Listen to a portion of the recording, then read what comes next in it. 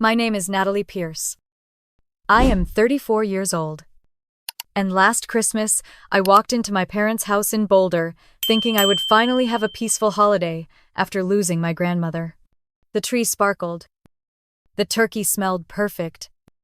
And for a moment, I believed it might actually feel like family again. But then my father pulled out a stack of papers at the dinner table. My mother's eyes filled with tears. And my sister Melissa sat there with a brand new Rolex on her wrist, smiling like she already owned my $2 million inheritance. They said it so casually, as if it were obvious, that the money should go to cover her debts. That night I realized Christmas wasn't about family at all. It was about a plan to strip me of everything my grandmother had trusted me with. What happened next turned that quiet holiday into the most shocking confrontation of my life. And by the end, no one at that table would ever see Christmas the same way again. I can still remember the way the air felt that night, heavy with unspoken tension. Even before I stepped inside, nothing about this visit would be ordinary. And though I tried to convince myself, it was just another Christmas. Deep down, I already sensed the stage had been set for something far more dangerous than holiday cheer. The snow crunched under my boots as I stepped out of my car and looked at the old Pierce house in Boulder, Colorado. Strings of white lights lined the roof, and the tall pine tree in the front yard was wrapped in red and gold ribbons. For a moment it almost felt magical, like the Christmases I remembered as a child. But a heaviness sat in my chest that the lights could not lift. Last year I had buried my grandmother Martha, and this year I told myself I was ready for a quiet family holiday. I wanted warmth, maybe even some sense of peace after the long months of grief. I carried a bag of wrapped gifts in one hand and adjusted my coat with the other. The front door swung open before I even reached it, and my mother Evelyn stood there, smiling too brightly. Her voice pitched just a little too high as she said how wonderful it was to see me. She pulled me into a hug, the scent of her cranberry candle clinging to her sweater. Behind her, I could already smell roast turkey and cinnamon. Inside, the house looked like a Christmas postcard. The tree reached nearly to the ceiling, covered in glass ornaments collected over decades. On the coffee table sat a platter of gingerbread cookies, iced in white and green. Eggnog steamed from a punch bowl. My father Thomas came from the den, patting my shoulder, his smile wide but somehow rehearsed. Melissa was already there, sitting on the couch with a glass of wine in her hand, her blonde hair styled perfectly, nails painted red to match her velvet dress. I noticed her wrist first. A brand new Rolex, flashing in the light of the Christmas tree. Through the window behind her, parked in the driveway, was a silver Tesla with a big red bow still tied to the side mirror. I tried to keep my face neutral as I set the gifts under the tree. Everyone knew Melissa was drowning in debt. It had been whispered about at Thanksgiving, murmured in family phone calls, and I had seen it myself in the way she dodged simple questions about her finances. And yet here she was, flashing a luxury watch and a new car as if she had nothing to worry about. My father gestured toward the dining room, where the long table was already set with china and polished silverware.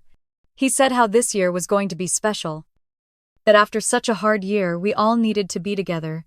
I nodded and forced a smile, but inside I felt the knot in my stomach tighten. Melissa rose from the couch and walked toward me, tilting her wrist just enough for the Rolex to catch the light. She said she wanted me to notice it, that it was a gift to herself for surviving such a stressful year. I murmured that it looked nice, and she leaned closer, whispering that she had big plans coming, bigger than anything I could imagine. I pulled back and simply asked how she was doing. She laughed and said she was thriving, then sipped her wine like the word itself was proof.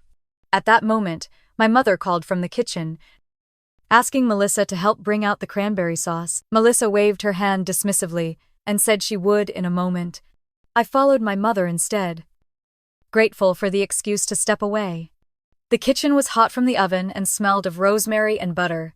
Evelyn fussed over the turkey, brushing glaze across the skin and adjusting the oven temperature. She looked at me with watery eyes and said how nice it was to have me home. How this holiday would bring us all back together. I reached for a bowl of rolls to help carry them in. But inside, I felt the ache of doubt. Nothing about this felt like healing. When we all sat down at the table a little later, Melissa made sure to place her Tesla keys right beside her plate. She picked them up at least twice to jingle them as she told stories about people she knew in Denver, about the trendy restaurants she had visited, and the boutiques where she had found her dress. My father laughed a little too loudly at her jokes. My mother kept nodding with admiration.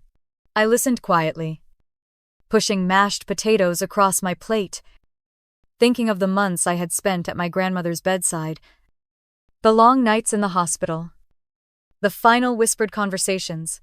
Martha had taught me to read financial statements when I was 12, had shown me how to invest my babysitting money instead of spending it, had reminded me that being responsible was its own form of power. Watching Melissa brag while our parents beamed made me feel like I was a guest in a play I had never agreed to be part of. I set down my fork and folded my napkin in my lap. I reminded myself that this was Christmas, that I had come here hoping for peace. But as Melissa tapped her Rolex against her wine glass to get our attention, smiling as if she were the star of the evening, I felt the air shift. Something was wrong. This was not just a holiday dinner. It was the beginning of something else. The sound of that glass being tapped pulled me somewhere else entirely. Back to a small diner off Main Street in Kansas City, where my grandmother Martha used to take me every Sunday. I was 7 years old, legs dangling from the booth seat, staring at a plate of pancakes stacked taller than I thought I could finish. She always ordered the same thing: black coffee for her, orange juice for me, and a side of bacon. What mattered most wasn't the food but the ritual she created out of it. She would take a pancake and cut it into 4 uneven pieces, sliding the knife slowly, so I paid attention. One piece she pushed to the side and told me that was for living. Rent and food and everything you need to get by. Another piece she set aside for saving. Money that must never be touched unless it was for the future. A third piece, she explained, was for giving, because no one could stand tall in this world if they only thought of themselves. And the smallest sliver, the one barely big enough to cover with syrup, she handed to me and said that was for enjoying today. At 7, I thought it was silly. But by the time I was 10, I had jars in my room labeled living, saving, giving, and fun. Martha would come over and ask how I divided my allowance. Never judging, just nodding with that proud twinkle in her eye when I showed her the coins stacked in each jar. When I was 16 and working weekends at the public library, she helped me open my first investment account. I remember the way her hands shook slightly as she held the papers, but her eyes were steady when she told me this was how I would build a life of independence. She had grown up during lean times, and she believed discipline was a kind of freedom. Martha was also the only one who noticed what it cost me to grow up in a house where Melissa could do no wrong. I can still hear her voice when she leaned across the diner table, lowering it, so only I could hear. Your parents will always protect your sister. They love you, but they shield her in a way they do not shield you. Do not let that turn your heart bitter. But do not let them use you either. She was right.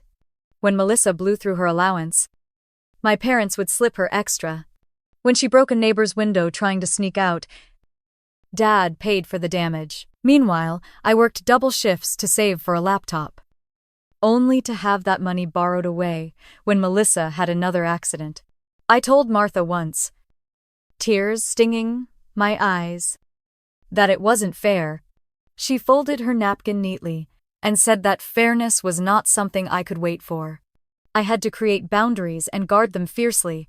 One memory in particular still presses against my chest. I must have been 19. Home from my first semester at the University of Colorado. Melissa had already dropped out of her community college program but was living large, showing off designer bags she said were from friends. At dinner, my parents gushed about how creative she was, how one day she would run her own business. Martha sat quietly until she caught my eye. After dessert, she took me aside on the porch where the night air was sharp and cold. She placed her hand on mine and spoke in the calm, steady tone she always used when she wanted me to listen closely. Your sister will always find a way to drain what others have.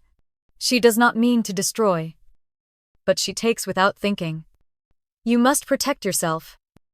Natalie, do not ever let them take your future away. That sentence had clung to me through college. Through every time I visited home and found Melissa with a new excuse. A new problem. A new bailout. It was Martha who taught me that setting limits wasn't selfish. It was survival. The clink of Melissa's Rolex against the glass at the Christmas table brought those words roaring back. I watched her stand there. Her red dress catching the glow of the tree lights. Her voice lilting as if she were about to give a toast. My parents looked at her with that same indulgent pride they had shown her since we were children. For a moment, I almost saw the diner table in place of the Christmas table. The pancakes divided into pieces. My grandmother's hand guiding mine with the knife. I forced myself to take a sip of water and focus on the present. Melissa was talking about how proud she was to be back on her feet. How she had exciting ventures lined up for the new year. She gestured with her wrist, so the Rolex flashed again. My father chuckled and told her how inspiring it was. My mother dabbed at her eyes, saying she always knew Melissa would find her way. I kept my napkin folded in my lap. Tight. Hearing Martha's warning as clear as if she were seated beside me, my sister will always find a way to drain what others have. Do not ever let them take your future away. Melissa lifted her glass higher and told everyone she wanted to thank the family for supporting her. That next year would be her year. That she could feel it. My parents clinked their glasses with hers. Smiling wide. I did not raise mine. I set it down carefully, pressing my palms flat against the table to steady myself, and reminded myself that tonight was only beginning.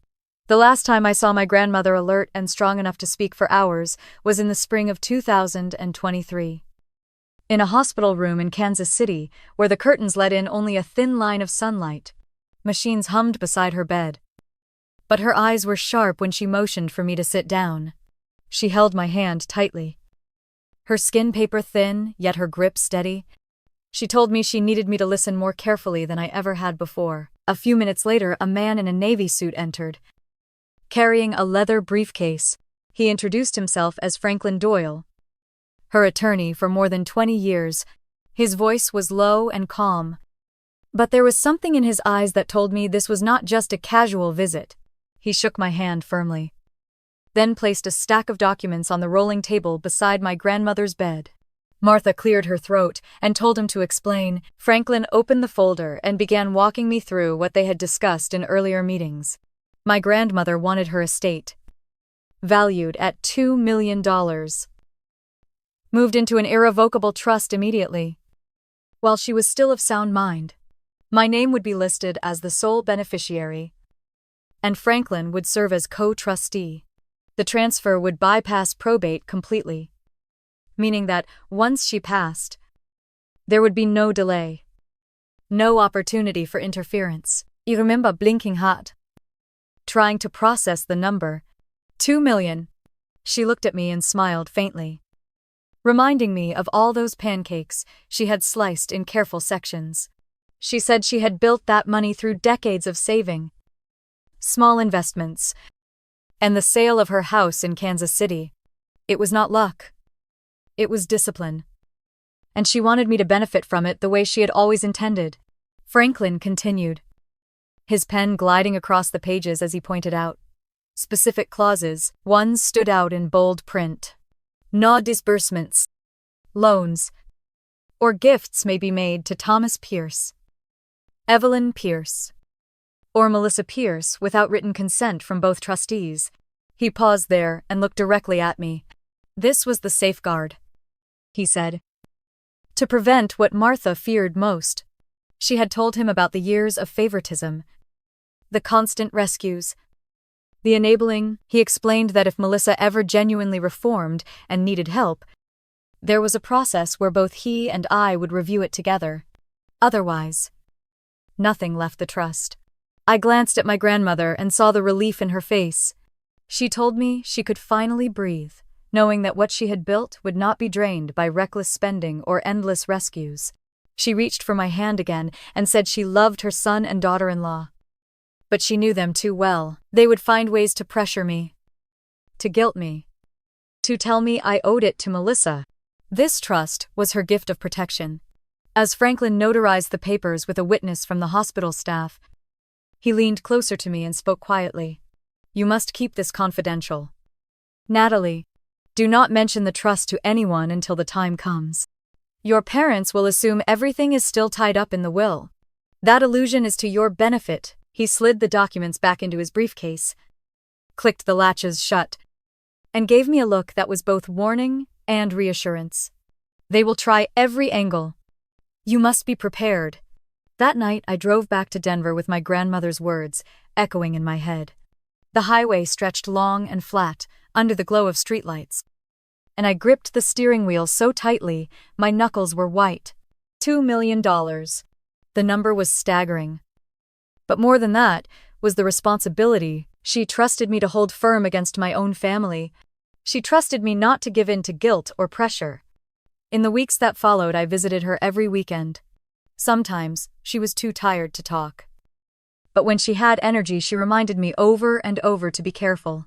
She told me stories of times my father had asked her for money to cover Melissa's mistakes, of how she had refused each time. She admitted she worried that after her death, they would come to me. And if I was not prepared, I might cave out of love or obligation. Each time she warned me. I promised her I would stand firm. The memory of those conversations played in my mind as I sat at the Christmas table, watching Melissa hold court with her Rolex flashing in the candlelight. I thought of Franklin's steady voice, of the pen sliding over the page, of the clause that named each family member who could not touch the trust. I thought of my grandmother's fragile hand in mine as she told me to protect my future. I shifted in my chair and listened as Melissa boasted about a new boutique she wanted to launch in downtown Denver, saying she was already in talks for a lease. My parents clapped politely, nodding along, their pride as transparent as glass. My stomach tightened. I knew exactly how she thought this would be funded. And I also knew she was about to learn that her expectations would never become reality. I pushed my plate slightly forward, folded my napkin once more, and sat back. Franklin's words came back like a bell ringing clear. They will try every angle. Be prepared. I glanced at my sister across the table, her laughter loud and bright, and reminded myself that my grandmother's last gift was not just money. It was armor. And I intended to use it. My mother Evelyn moved around the dining room like a conductor, keeping a symphony in order. She straightened silverware that was already straight, shifted candles a fraction of an inch, and refilled water glasses that were nearly full. Her voice floated above the table, cheerful and light, talking about how grateful she was that we were all together this Christmas, how wonderful it was to see the family intact after such a difficult year. Her words were meant to smooth over the tension, but I could hear the effort in every syllable. I watched her carefully adjust the cranberry dish in front of Melissa as if to spotlight her. My father Thomas leaned back with his glass of red wine, nodding, smiling at both my mother and sister. Their eyes moved to Melissa like she was the centerpiece of the entire evening. It was a familiar rhythm, one I had lived with all my life.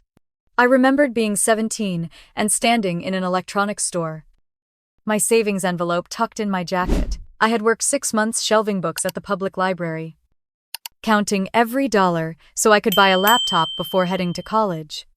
The day I finally had enough, I came home to find my father waiting with a grim look on his face. Melissa had wrecked her bike into a neighbor's fence and broken several lawn ornaments. The neighbor was threatening to make a police report. My parents decided the quickest way to handle it was to borrow from my savings. They promised me it was temporary. They never paid it back. I worked another month before I could walk back into that store and buy the laptop myself. Melissa never mentioned the accident again. Later, when I was already at the University of Colorado, trying to cover tuition with a patchwork of scholarships and part-time jobs, Melissa enrolled in a private college in Denver. She lasted 3 semesters before failing out.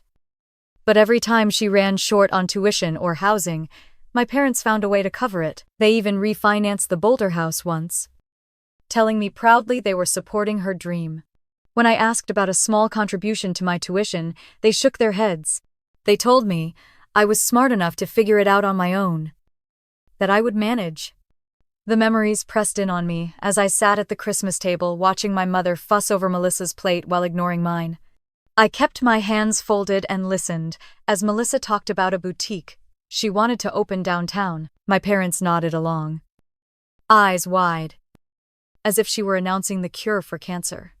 I forced a smile and reminded myself that Franklin had been right. They would try every angle. Tonight was already starting to look like one of those angles. Melissa lifted her glass again, her rings catching the light. She thanked Mom for the meal and Dad for always believing in her. Her voice softened, pretending to break, as she said she would not be standing here without her family. My mother dabbed her eyes with a napkin. My father raised his glass. They both turned to look at me, expectant, as if I should join the chorus. I kept my glass on the table and nodded politely. The room smelled of roasted turkey and nutmeg. But under that sweetness, I felt the bitterness rising. This was not simply a family holiday dinner. Every smile was too forced. Every compliment too exaggerated. Every gesture just a little too rehearsed. My mother kept announcing how perfect everything was. How happy she was to see Melissa glowing again.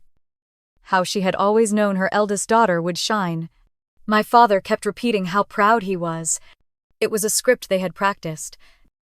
And Melissa was their star performer. I glanced at the Christmas tree in the corner, its ornaments sparkling, gifts piled beneath.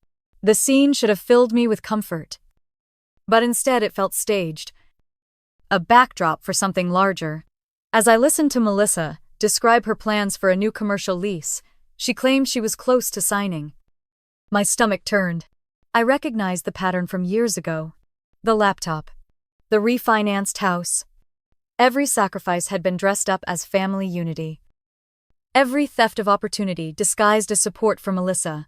I folded my napkin slowly, pressing the crease flat with my fingers, and felt my pulse steady. Tonight was not just about dinner, or stories, or presents. My parents were building towards something, and Melissa was leading the charge.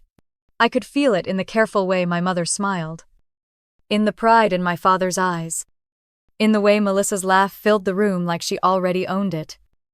It struck me then with painful clarity. This entire evening was not a celebration. It was a performance, and I was the audience they needed to convince. My father set his wine glass down with a quiet clink and leaned forward as if he were about to share a piece of small talk. His voice was calm, almost conversational. When he said that Grandma Martha's $2 million should be put toward Melissa's debts, he added that I had a steady career, a home of my own, and that I did not need the money the way my sister did. The words slid across the table as casually as if he were suggesting another slice of turkey. For a heartbeat, I thought I had misheard him. Then my mother Evelyn placed her hand on Melissa's and nodded. She said that Melissa had been through such a difficult season, that she had stumbled but deserved another chance, and that I was fortunate enough to be in a position to help. My fork froze halfway to my mouth. I placed it down carefully and folded my hands together so they would not tremble. Inside me, something sharp twisted. But outwardly, I forced a mask of calm. Melissa lowered her gaze in mock humility, swirling her wine. Her voice was soft when she said she hated to be a burden, but she could not carry this weight alone. I felt the heat in my chest rise. They had not even asked. They had decided. In their eyes, the inheritance was no longer mine. It was a solution to Melissa's reckless spending, and I was merely the instrument to deliver it. My father cleared his throat. Continuing, as if he were explaining the weather, he said $2 million was more than enough to settle everything. That once Melissa was debt-free, she could finally start fresh. He added that families should support one another, especially in times like these. My mother dabbed the corner of her mouth with a napkin and turned to me. Her eyes were moist, her voice trembling just enough to sound sincere. She reminded me that Melissa was my only sister, that blood was thicker than anything else, and that I had always been the responsible one. She said I would not even feel the loss. Melissa raised her head then, a faint smile tugging at her lips. She said she would pay it back someday, that this was only temporary, and that I would see it was for the good of the whole family. I pressed my nails into the cloth of my napkin under the table, steadying my breath. Every part of me wanted to shout, to throw their words back in their faces. But instead I forced myself to remain still. I had learned long ago that silence could be sharper than anger.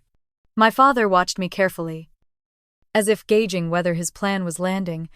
He took another sip of wine and added that Grandma would have wanted this. He said she always believed in helping family, and that this was the most sensible path forward. At that, a bitter taste filled my mouth. I thought of Martha in her hospital bed, her voice steady as she insisted on the trust. She had known this moment would come, known the exact language my father would use, the casual tone, the appeal to duty and love. She had given me the tools to face it. And now here it was, unfolding exactly as she had predicted. Melissa leaned toward me slightly, lowering her voice, as if to make it intimate. She said she could hardly sleep at night, with creditors calling, that the stress was unbearable, that she prayed every day for relief. My mother squeezed her hand, whispering that everything would be all right soon. I sat back and let the words wash over me. They mistook my quiet for consideration, mistook my stillness for agreement. In reality, I was studying them, memorizing every look and phrase, every manipulation wrapped in holiday cheer. The table around me sparkled with candles and ornaments, but it might as well have been a stage. My parents were the chorus, Melissa the star, and I the audience they had chosen to sway. I picked up my water glass, took a slow sip, and placed it back down. My father gave me a hopeful smile. My mother leaned closer, her eyes pleading. Melissa tilted her wrist so the Rolex gleamed again under the lights. I met each of their eyes in turn, keeping my expression calm. Then I folded my napkin once more and told myself I would let them talk as long as they wanted. They thought they were winning me over. In truth, every word they spoke only sharpened the resolve inside me. The turkey cooled on my plate. The cranberry sauce congealed at the edges. But no one noticed. All attention was fixed on me, waiting for my answer. I gave none. I stayed silent, my heart steady, the storm contained within. Tonight was far from over, and I intended to see just how far they would go. I pushed my chair back slightly and excused myself, saying I should check on the oven before the pie burned. My mother nodded without question, too wrapped up in Melissa's performance to notice anything else. I walked slowly toward the kitchen, making sure my steps sounded casual on the hardwood floor. Once I passed the archway, I veered down the hall toward my father's office. The door was cracked open. The familiar smell of old books and wood polish drifted out, a sharp contrast to the cinnamon and rosemary filling the rest of the house. I hesitated only a moment before slipping inside, my pulse quickening. The office was orderly as always. Shelves lined with history texts, records stacked neatly in a corner. But what caught my eye was the manila folder sitting squarely in the center of the desk. Melissa, Finances. My throat tightened.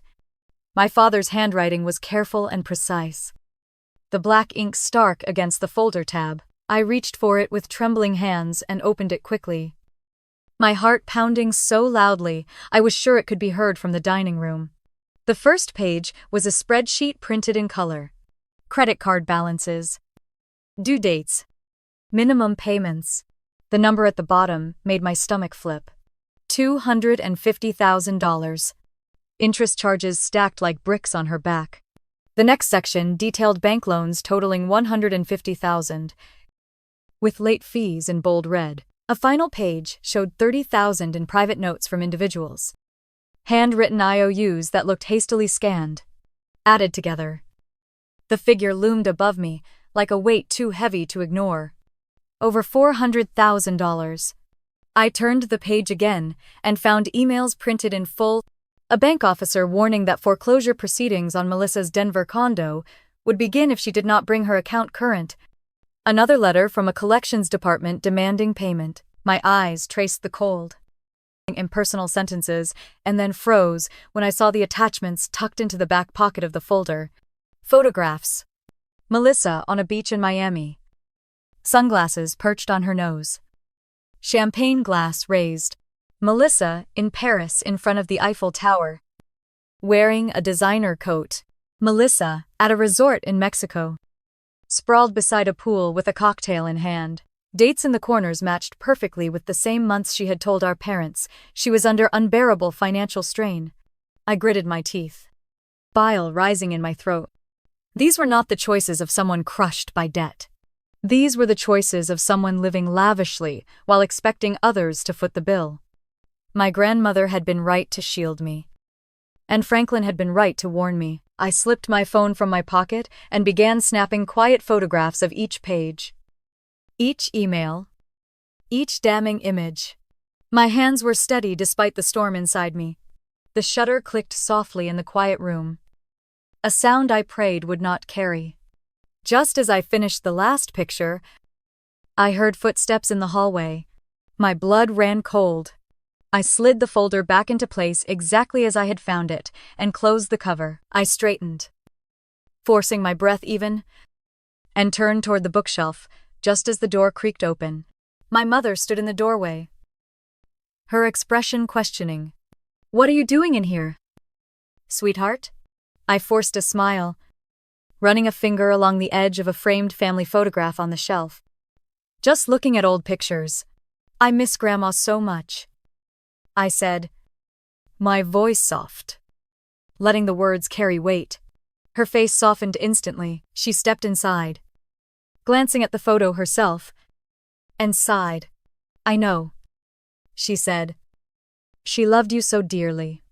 Then she seemed to remember her mission and added quickly that the pie was almost ready. "We should head back to the table." I nodded, tucking my phone deep into my pocket. The images safe, now. As we walked back down the hall, I kept my expression neutral. But inside my heart raced. The truth was in my hands. Undeniable. And I knew that what they had asked of me at the table was not a plea for help. It was an orchestrated plan to cover up a disaster.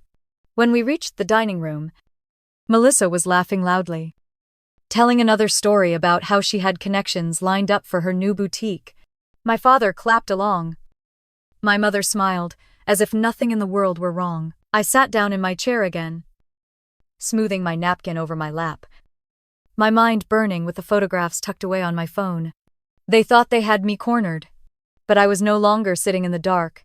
I had proof, and I was ready to see how much further they were willing to go. Melissa leaned back in her chair, swirling the last of her wine as she launched into another story about her big comeback. She described a downtown lease she claimed was nearly secured, how investors were circling, and how she could finally bring her vision of a luxury boutique to life. My father beamed as if she had already signed the papers. My mother rested her chin on her hand, eyes misty with pride. I sat quietly, my phone heavy in my pocket, every detail she spoke painting itself against the proof I already carried.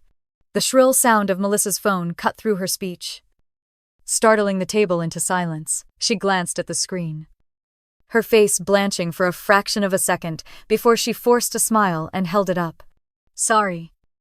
Just a quick call," she said lightly. Pushing back her chair, she did not leave the room. She answered right there at the table, her voice dropping an octave. "This is Melissa." The speaker on the other end was loud enough that even I could hear the clipped, professional tone. "This is Mr. Harrison with Rocky Mountain Bank. We have not received payment on your outstanding balance. If we do not receive funds immediately after the holiday break, we will have no choice but to proceed with foreclosure on the Denver property." A hush fell over the room. Melissa's knuckles whitened around her phone. She turned slightly in her chair, her voice tight, but still attempting lightness. "Yes. I am aware. I told your office. I will handle it right after Christmas." She paused, swallowing hard. "No. There is no need to escalate. I said I would handle it.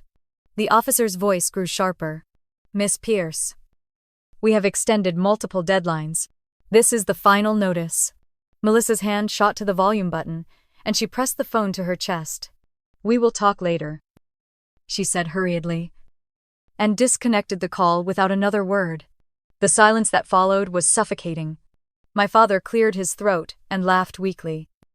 Picking up the serving spoon as if a new helping of potatoes could cover the tension, my mother clapped her hands together and exclaimed how wonderful the stuffing had turned out this year. Neither of them looked directly at me. Melissa stared at her plate. Her face flushed red, then forced a brittle laugh. Creditors are always overdramatic, she said, waving her hand. It is nothing. Just a misunderstanding. The air in the room had shifted. My father began asking me about work in Denver. His voice forced. The words rushed. My mother interrupted with a question about my townhouse. How I decorated for the holidays.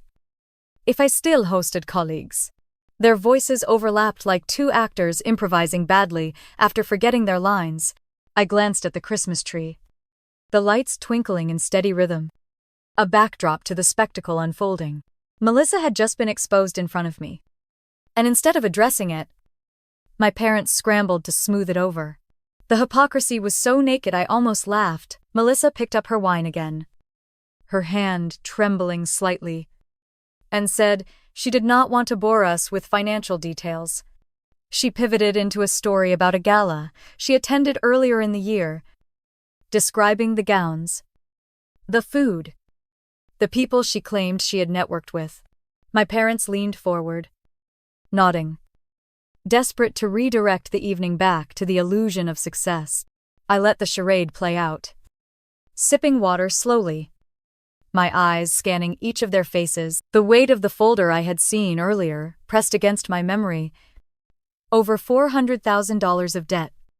Photographs of vacations she had taken while the bills piled higher. And now, a bank officer's voice echoing in my ears, confirming every number. The gingerbread cookies on the coffee table remained untouched. The cranberry sauce had already begun to skin over. No one cared. All that mattered was the performance, yet cracks had spread across the stage tonight. And no amount of laughter or polite chatter could plaster them back together. Melissa finally set her glass down and straightened her shoulders. Her voice steadier now. She said she was tired of negativity and preferred to focus on the bright future ahead. My mother clapped softly, as if her daughter had delivered a speech worth applauding. My father nodded vigorously and lifted his glass. I sat perfectly still, my hands folded, my face unreadable. But inside, every word from that phone call replayed in my mind. Final notice. Foreclosure. Immediate payment. The table glittered with holiday cheer. Yet the truth had slipped out. Uninvited and undeniable. And though they scrambled to bury it under small talk and false smiles, the weight of it hung heavy in the room. I did not need to say a word. The silence spoke for me. My Aunt Susan was the first to break the fragile quiet. She set her fork down with a deliberate clink, her sharp eyes scanning the table as though she had finally grown tired of the pretense. Her voice cut clean through the Christmas chatter that had just started to bubble back up. Natalie, do not let them corner you. Years ago, Thomas came to me for money when Melissa was behind on her tuition. He said it was a small loan, that he would pay me back as soon as he could. That was nearly 15 years ago. I am still waiting. The words landed like stones dropped into water, rippling through every person seated at the table. My father stiffened, his wineglass suspended halfway to his lips. His cheeks flushed, and his eyes darted quickly toward my mother as if searching for a script. My mother's smile froze, the corners trembling before she forced them back into place. Melissa sat motionless, her nails tapping against the stem of her glass. Her face angled down, but her eyes shifting rapidly toward me. I stared at Susan, feeling a strange mix of relief and shock. It was not just me. I had always assumed the weight of Melissa's rescues fell only on my shoulders. But now here was Susan, voicing aloud what had long been whispered in fragments, before anyone could recover. Elaine. My cousin sitting 2 chairs down, shifted in her seat. She was younger than me by a few years, normally quiet at gatherings. But now her face was pale and resolute. "I know exactly what Aunt Susan means," she said firmly. "Melissa borrowed money from me, too. She told me she needed a few hundred to cover bills until her next paycheck. That was 5 years ago. She stopped answering my calls. She blocked my number. I never saw a dime of it back." My mother gasped, her hand flying to her chest, but not out of sympathy. The gasp was outrage. "That is enough," she snapped, her voice cracking with fury. "This is Christmas dinner, not some tribunal. We will not dredge up nonsense at my table." Susan's laugh was short and bitter. "Nonsense? Evelyn, you call unpaid debts nonsense. You let Melissa charm everyone while you and Thomas sweep the wreckage under the rug." My mother's face turned crimson. She slammed her napkin down, pointing a trembling finger across the table. "You will not insult my daughter in my house." The fire crackled in the living room, the only sound that filled the pause. Then Susan leaned forward, her tone low but cutting. "Your daughter has been leeching off everyone who dares to trust her. That is not an insult. That is fact." Melissa shifted in her chair, her shoulders curling inward. But then she forced out a nervous laugh. "People misremember things," she said lightly. "I always intended to pay Elaine back. And Aunt Susan. You never gave me that much anyway." Elaine's eyes flashed. "Do not lie. Melissa, you knew exactly what you were doing." I sat frozen. Not from fear, but from the clarity sinking in. All these years I believed I was the only one they leaned on. The only one robbed of savings and sacrifices. But here it was, spread bare in front of holiday decorations and half-eaten plates of turkey. My family was not unique in being used. The pattern was larger, woven through more lives than I had known. My father finally spoke, his voice forced into a calm he did not feel. "We do not need to rehash old misunderstandings. Melissa has struggled. Yes. But she is rebuilding now. That is what matters." Elaine shook her head. "Rebuilding on whose dime? She always has someone else to carry the weight." The lights of the Christmas tree twinkled behind Melissa as she stared down at her plate, her jaw clenched, her mouth opening as if to respond. But no words came out. My mother rushed to fill the silence, grabbing the serving dish and urging everyone to have more potatoes, to remember the reason for the season, to think of love and forgiveness. Her voice cracked at the edges, betraying how desperate she was to redirect. But the shift had already happened. The performance, so carefully staged, had unraveled thread by thread. Susan reached for her glass, her eyes still fixed on me. "You do not owe them your future, Natalie," she said, her voice lower now, steady. "Do not let history repeat itself." Her words pierced deeper than she knew. I remembered every time my savings had vanished into Melissa's mistakes. Every time my parents told me to be strong while they poured everything into my sister. Now Susan's blunt truth and Elaine's weary confession built a wall behind me. Proof that I was not imagining the favoritism, not exaggerating the manipulation. Melissa finally lifted her head. Her voice wavered as she insisted she was turning a corner. That this year would be different. That people loved to hold her past against her. Her hands fluttered as if brushing invisible dust from the air. Her laugh brittle, her eyes glassy. My father placed a hand on her shoulder, glaring around the table. "That is enough. We will not tear each other apart over money tonight." But no one moved. The turkey bones lay bare on the platter, cranberry sauce melting into the white linen, gingerbread cookies untouched. The glow of the candles flickered across tense faces, no longer masking the cracks, but illuminating them. I folded my napkin slowly, deliberately. For the first time all evening, I felt a quiet strength build in my chest. I was not alone. Others had been drained. Others had been silenced. And now they were speaking. The truth was no longer mine to hold in isolation. Susan leaned back, satisfied she had said her piece. Elaine looked down, her hands twisting together. But her courage had already added its weight to the table. My mother busied herself with plates, stacking them noisily, though no one had finished. My father's jaw worked as if he were grinding stone. Melissa raised her glass again, forcing a laugh, trying to recapture the spotlight, but her hands trembled. She looked at me, her smile faltering. And for the first time I saw the performance slipping. I did not smile back. I reached for my water, let the cold liquid steady me, and set the glass down gently. The room was tense, fractured, fragile. But I knew something important now. The cracks were not mine alone to see. They were visible to everyone. Undeniable. Spreading wider with every passing second. The Christmas tree glowed steadily in the corner, ornaments shining, presents piled beneath. But none of us were looking at it anymore. All eyes had turned to what could no longer be ignored. I stepped away from the dining room after the dishes were cleared, the heavy air still clinging to my skin.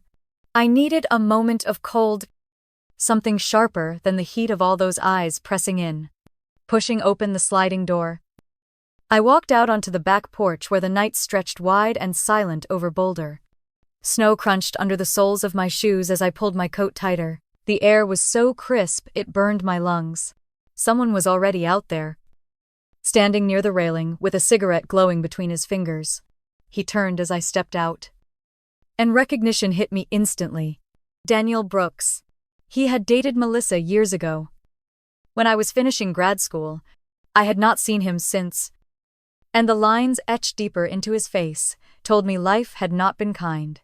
"Natalie," he said, dropping the cigarette and crushing it under his boot. His voice was low, weary, but laced with something heavier, something that had been carried too long. "I didn't expect to see you here." I crossed my arms and leaned against the porch post. "Melissa invited you." He gave a short laugh. "Not exactly. I ran into your uncle last week at the store, and he told me about the dinner. Thought maybe it was time someone said something." There was an edge in his tone that made my chest tighten. I studied him in the dim porch light. "You look like a man with a story." His breath puffed white in the air as he looked back toward the house. Then at me. "You know about the debts, don't you?"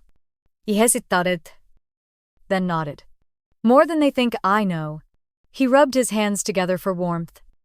His jaw clenched. "Then you should hear the rest. When Melissa and I were together, I had started a small marketing company in Denver. Nothing huge, but I was proud of it. We had a couple of local clients, enough revenue to keep the lights on and pay 2 employees.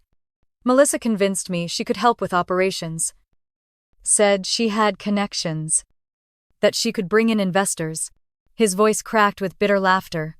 "Instead, she siphoned money out of the accounts. At first small amounts, then larger ones. Said she needed to cover expenses, to host meetings, to impress potential clients. By the time I realized what was happening, nearly 80,000 was gone." My breath caught in my throat. 80,000.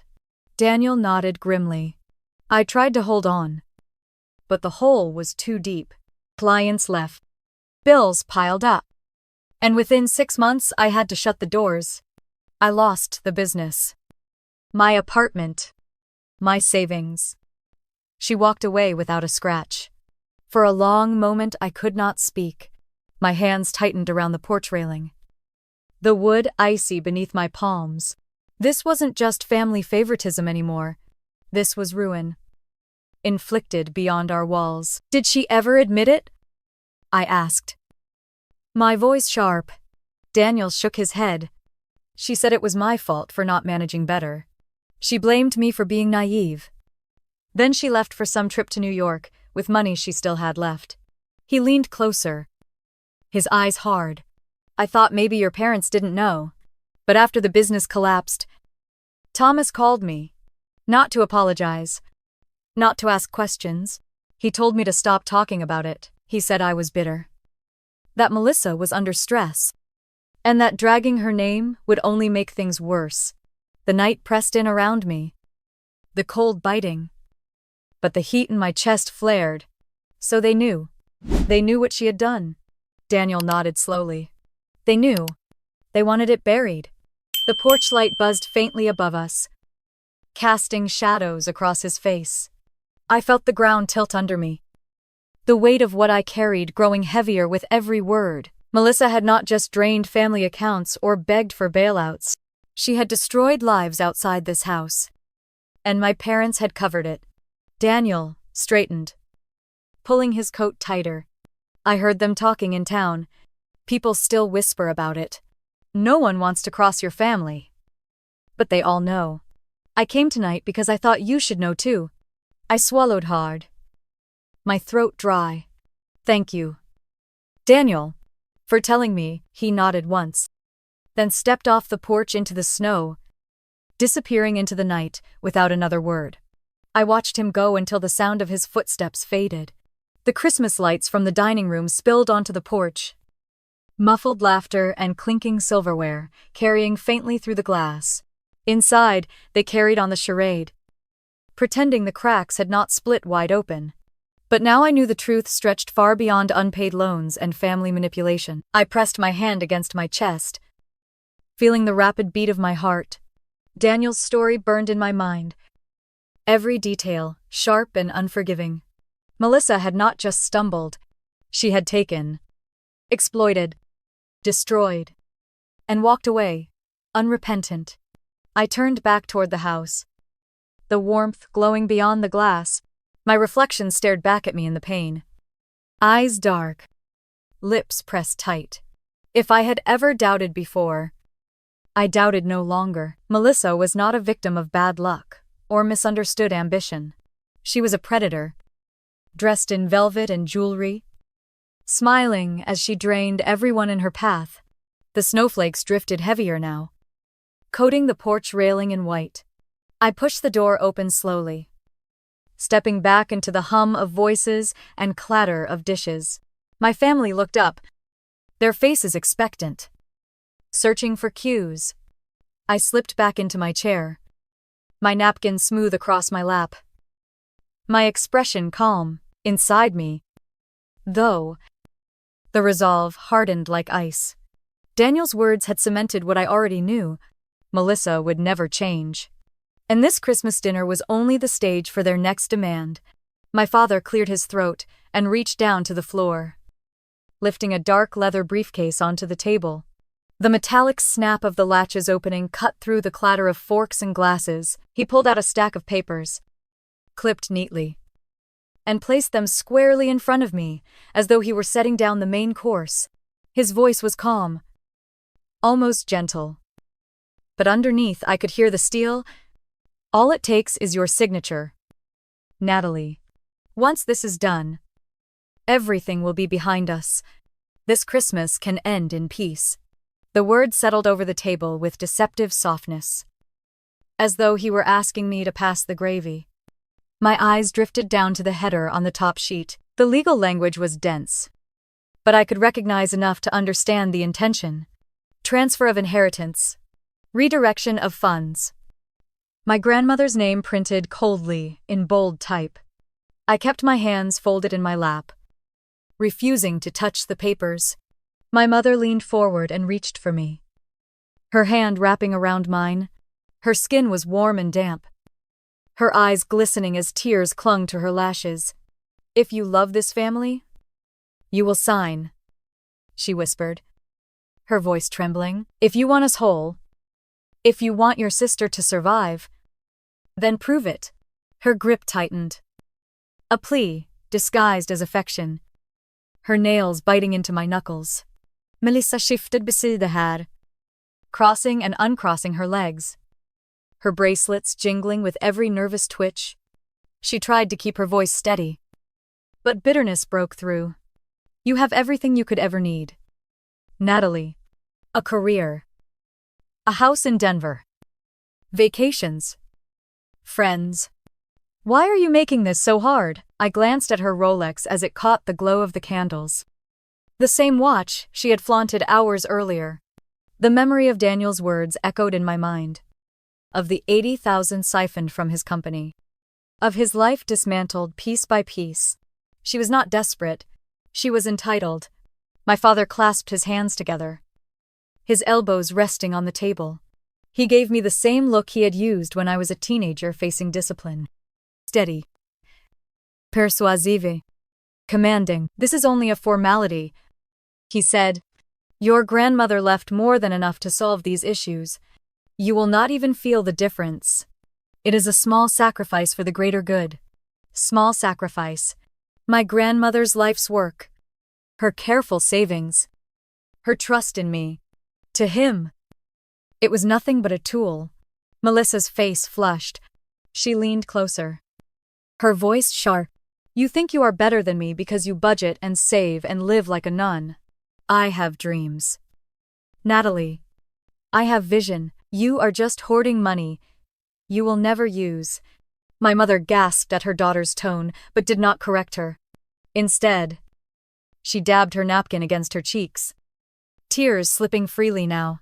Family is what matters, she said, her voice cracking. Money cannot buy that. If you sign, you will save us. Around the table, eyes shifted uneasily. Aunt Susan's lips pressed into a thin line. Elaine fidgeted with her fork, her gaze dropping to her lap. The other relatives sat stiff, their silence speaking volumes. They had all seen Melissa's patterns. Now they were watching me, waiting for my choice. The papers slid across the table as my father pushed them closer. The edge brushed my plate, the sound of paper against porcelain jarring in the heavy quiet. Melissa straightened, her jaw tight, her voice breaking into desperation.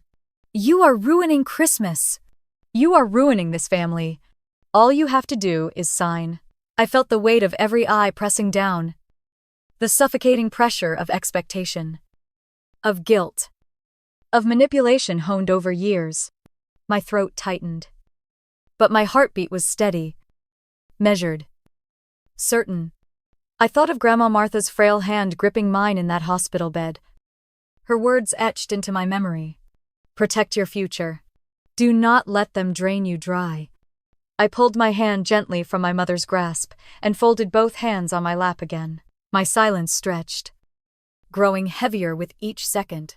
Melissa's cheeks burned red as she hissed that I was selfish, that I was jealous, that I had never understood her struggles. My father leaned forward, his tone low and grave. Natalie, this is your moment to show us who you are. Do not let pride poison this family. Pride. That was his charge against me. Pride for holding on to what was mine. Pride for honoring the trust my grandmother had given me. Pride for refusing to crumble under pressure. I lifted my glass of water, taking a slow sip, and placed it back on the table with care. My eyes scanned the papers in front of me, then rose to meet my father's gaze. He did not flinch, but I saw the flicker of impatience in his eyes. The room was so quiet I could hear the faint hum of the refrigerator in the kitchen. The Christmas lights twinkled across the ornaments. The fire crackled in the living room. But none of it reached us here. The weight of the demand sat between the mashed potatoes and cranberry sauce, waiting for me to bend. Melissa slammed her hand down against the table, the silverware rattling. Just sign it. You do not care about anyone but yourself. Her outburst hung in the air, ugly and raw. My mother sobbed softly into her napkin. My father steadied his voice once more, repeating that this was for peace, that this was for love, that this was what Grandma would have wanted. I let the words pass over me like smoke. Calm spread through me, quiet and cold. They believed they were cornering me, that the pressure would force my hand. But every tear, every accusation, every plea only hardened my resolve further. I folded my napkin slowly, aligning the edges with precision, and placed it beside my plate. The gesture was small, but deliberate. The papers remained untouched. My silence was my answer for now, steady and immovable. While I prepared for what would come next, I pushed my chair back and rose to my feet. the sound of the legs scraping against the hardwood, echoing louder than it should have. Every face turned toward me. Expectant. Desperate. Some already triumphant. I let the silence stretch a few beats before I spoke. My voice calm and clear. Grandma Martha transferred the entire $2 million into a trust fund last year while she was still alive and sound of mind. Every account has already been secured. I froze the assets. None of you can touch a cent. The words detonated in the air. Melissa's chair tipped slightly as she jerked forward, her voice cracking into a scream. That is not true. You are lying. You are jealous because I am the one with ambition. My mother Evelyn burst into tears. Her napkin pressed hard against her face, her sobs breaking through the brittle cheer that had clung to the dinner. My father's face darkened, red spreading across his cheeks and down his neck. He looked like a man whose plan had slipped through his fingers, and he could not quite believe it. I stayed steady, my hands resting lightly on the back of my chair. I pulled my phone from my pocket, tilting the screen toward them. I have been recording since I walked through the door. In Colorado, only one party has to consent to a recording. Every word you spoke tonight, every attempt to coerce me into signing away my inheritance, is saved, backed up automatically to my attorney, Mr. Doyle. And to Jessica. A stunned silence fell, broken only by the faint clink of ice melting in a forgotten glass. Melissa shot to her feet, her voice shrill, shaking with rage. You betrayed us. You betrayed your own family. Her words tore across the room like glass shattering. But I did not flinch. I met her eyes, steady and unblinking. No. Melissa. I protected myself from the betrayal that has been happening for years. My father slammed his palm against the table, the plates rattling.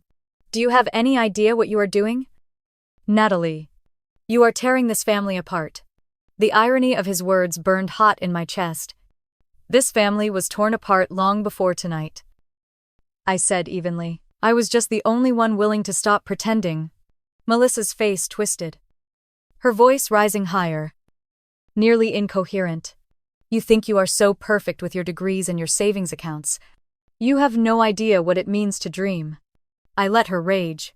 The more she screamed, the clearer the picture became for everyone else at the table. Evelyn sobbed harder, mumbling through tears that all she had wanted was to keep her family together. That Christmas was supposed to be about love and forgiveness, but her eyes flicked again and again to the phone in my hand. Terror hiding beneath the grief. I straightened my shoulders, my voice calm but sharp enough to cut. Grandma knew this day would come. That is why she made the trust irrevocable. That is why she placed every safeguard in it. With Franklin Doyle as co-trustee, you cannot touch it. And if you try, every message, every email, every witness here will confirm exactly what you have been doing. Around the table, the relatives who had stayed quiet looked at one another. Aunt Susan's expression was grimly satisfied. Elaine sat stiff, her lips pressed thin, but her eyes flickering with relief. The silence was no longer complicit. It was compounding. Melissa lunged toward me, her voice hoarse. Give me that phone. I stepped back, holding it calmly against my side. Even if you got it, I said. The files are already uploaded to the cloud. Jessica has them. Franklin has them. You cannot erase the truth. My father's face contorted, his voice dropping low. You will regret this. Natalie. No. I said, my tone colder now. The only regret I have is that it took me this long to see clearly. The air hung heavy with shock. The glittering ornaments on the tree reflected fractured light across the room. But none of the warmth of Christmas remained. It had been replaced with raw truth. Undeniable and final. Melissa collapsed back into her chair, her body shaking, her words collapsing into sobs of fury. You ruined me. You ruined us. I looked at her, at my mother, at my father, each of them unraveling in their own way. and I knew with piercing clarity that the victory was not in the money. It was in the moment I stopped letting them write my story. I set the phone down on the table for everyone to see, the screen glowing faintly. The room stayed silent. Trapped between the weight of exposed lies and the shock of defeat, the performance was over. The script had been torn apart, and I was the one still standing.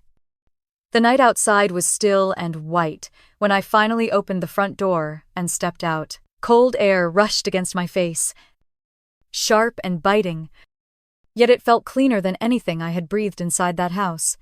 Snowflakes landed on my hair and coat, melting instantly, soaking into the fabric as I walked down the porch steps.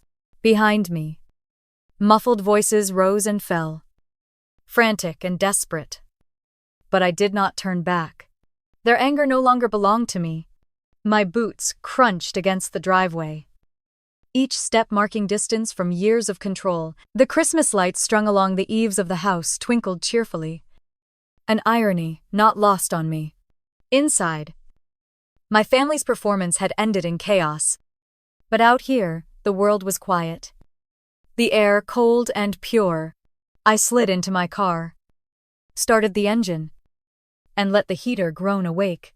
My hands gripped the steering wheel as I sat there for a moment, staring at the glowing windows of the house I once thought of as home.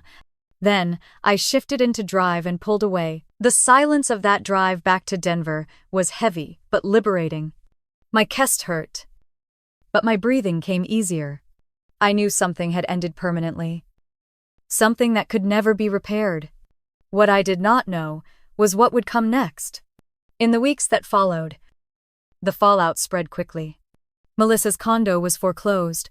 Notices were tacked to her door. And within weeks, movers carried her things out while neighbors whispered on the sidewalks. She had tried to keep up appearances online, posting old photos as if nothing had changed. But people in Denver knew better. My parents were not spared. They had co-signed several of Melissa's loans. And when she defaulted, the banks turned to them. Thomas and Evelyn sold their small cabin in Estes Park, a place once filled with laughter during summer weekends. They pawned off pieces of furniture I remembered from childhood, hoping to cover what remained. But no matter how much they sold, it was never enough. Word spread fast in Boulder. Through neighbors and the congregation at church, I heard from Susan that whispers followed them down every aisle, that the perfect image they had worked so hard to project was shattered. At first, I thought their shame might soften them, bring reflection or even remorse. But it never came. My father clung to silence, my mother to tears, and Melissa to rage. None of them reached out with an apology. Their pride was too thick. Meanwhile, I chose a different path. I took a portion of the inheritance Grandma Martha had worked her whole life to build and used it to create the Martha Williams Foundation. Its mission was clear: to teach young women financial literacy, to help them understand not only how to budget and save, but how to guard themselves from exploitation. I poured my energy into building workshops across Denver, meeting students who reminded me of myself at 16, hungry to know how money worked, eager to hold their own futures in their hands. Jessica was with me at every step. She helped organize events, stood by me in board meetings, and showed up with takeout on nights when exhaustion threatened to win. Aunt Susan became my loudest supporter, speaking at community gatherings, reminding everyone that financial independence was a shield. Elena volunteered weekends, quiet but steady, mentoring younger women with a gentleness I admired. Together, they became my chosen family. They filled the void that my parents and sister had carved out with manipulation and favoritism. Christmases were no longer performances with staged smiles and hidden agendas. They were smaller, warmer, filled with honest laughter and food made with love. The first holiday we spent together after everything, I invited Jessica, Susan, and Elaine to my townhouse. Snow fell heavy outside while the fireplace glowed. We roasted chicken, baked gingerbread cookies, and poured spiced cider into mismatched mugs. The living room was cluttered with laughter and small, thoughtful gifts. Not expensive, but meaningful. For the first time in years, Christmas felt like it belonged to me again. Still, there were nights when I thought about my parents, about Melissa. The ache never fully disappeared. Blood ties leave scars even when you cut yourself free. Sometimes I caught myself wondering if they sat around their own table blaming me, convincing themselves I had been the one to destroy us. Other times, I wondered if they knew, deep down, that their choices had brought them here. I will never know for sure, but I have learned to live with that uncertainty. What I do know is this: I kept my grandmother's legacy intact. The trust she built did more than secure my future. It became the foundation for hundreds of other young women to start theirs. Every time I watched a student open her first savings account or proudly show off her budget binder, I felt Martha's presence. Steady and proud. She had not just left me money. She had left me wisdom. And I had honored it. 1 year later, on Christmas Eve, I stood by my window in Denver, looking out at the snow-covered street. The sound of laughter echoing from my kitchen, where Jessica and Elaine prepared dessert. Susan sat on the couch, sipping cider and humming along with the carols playing on the radio. My heart felt full, not because everything was perfect, but because what was left was real. I understood then that family is not about shared blood. Family is the people who show up, who stand beside you not for what you can give them, but for who you are. Christmas should be about love and family, but mine turned it into betrayal. What about you? Have you ever lived through a holiday that revealed more than you expected? Share your story in the comments. And if this one touched you, remember to like and subscribe so we can bring you more stories of resilience, justice, and finding freedom.